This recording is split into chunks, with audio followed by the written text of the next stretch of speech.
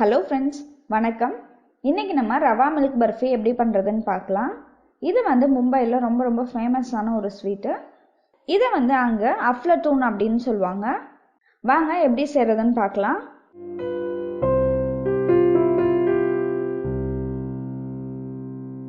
இது பண்ணுறதுக்கு ஒரு ஃப்ரை பேனில் 1 டேபிள் ஸ்பூன் அளவுக்கு நெய் ஊற்றிக்கலாம்.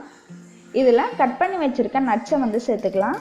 நான் இதில் முந்திரி, பாதாம், பிஸ்தா இது 3 சேர்ந்து 3 டேபிள் ஸ்பூன் அளவுக்கு எடுத்திருக்கேன். இப்போது இது நல்லா வறுத்துட்டு நம்ம வேற ஒரு பவுலில் எடுத்து போட்டுடலாம்.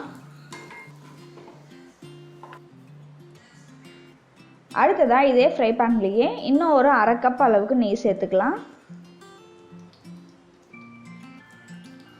இந்த நெய்லேயே நம்ம 1/2 கப் அளவுக்கு ரவையை சேர்த்து நல்லா வறுத்துக்கலாம்.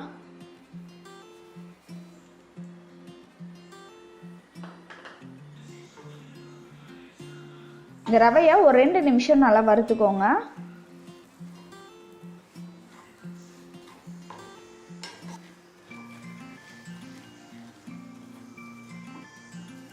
இப்போ இதில் 1/2 கப் அளவுக்கு சர்க்கரை சேர்த்துக்கலாம்.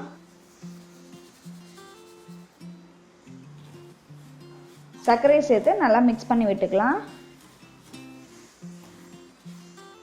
சர்க்கரை நல்லா இந்த மாதிரி கலந்து விட்ட பிறகு இது கூடவே 1/2 கப் அளவுக்கு மில்க் பவுடர் சேர்த்துக்கோங்க. இப்போது இது எல்லாத்தையும் சேர்த்த பிறகு இது கொஞ்சம் நல்லா கோல்டன் ப்ரௌன் கலர் வர வரைக்கும் நம்ம வறுத்துக்கலாம். இப்போ பாருங்கள், கலர் நல்லா சேஞ்ச் ஆயிடுச்சு. இந்த சமயத்தில் நம்ம இதில் 1 கப் அளவுக்கு பால் சேர்த்து நல்லா கொதிக்க வச்சுக்கலாம்.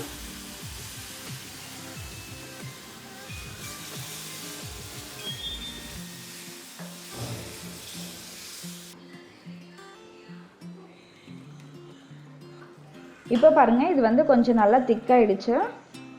இந்த சமயத்தில் இது கூட நம்ம 3/4 கப் அளவுக்கு ஸ்வீட்லெஸ் கோவா சேர்த்துக்கலாம்.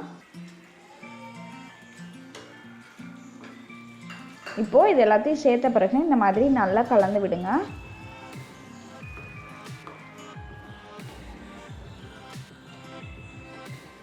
இப்போ பாருங்கள், நம்மளோட ரவா மில்க் பர்ஃபி கொஞ்சம் நல்லா திக்காயிடுச்சு. இந்த சமயத்தில் இதில் நம்ம ஏலக்காய் தூள் சேர்த்து நல்லா கிளறி விட்டுடலாம். இப்போ பாருங்கள், இது பாத்திரத்தில் ஒட்டாமல் நெய் நல்லா பிரிஞ்சு வந்திருக்கு. இந்த சமயத்தில் நம்ம இதை ஒரு ட்ரேயில் மாற்றி வச்சிடலாம். ட்ரேயில் முன்னாடியே கொஞ்சம் நெய் தடவி ரெடியாக வச்சுக்கோங்க.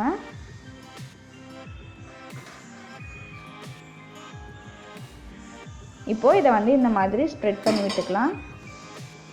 ஒரு கப் எடுத்து நம்ம இந்த மாதிரி தேய்ச்சி விட்டோம் அப்படின்னா நமக்கு ஈவனாக கிடைக்கும்.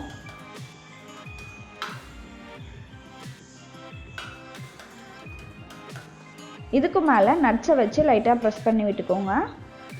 இப்போ நம்ம இதை சின்ன சின்ன பீசஸாக கட் பண்ணிக்கலாம். அவ்வளோதான், நம்மளோட ரவா மில்க் பர்ஃபி ரெடி ஆகிடுச்சு. இதை கண்டிப்பாக நீங்களும் உங்கள் வீட்டில் ட்ரை பண்ணி பாருங்கள். நீங்கள் ட்ரை பண்ணி பார்த்துட்டு உங்களோட ஃபீட்பேக்கை கமெண்ட்டில் சொல்லுங்கள். நன்றி.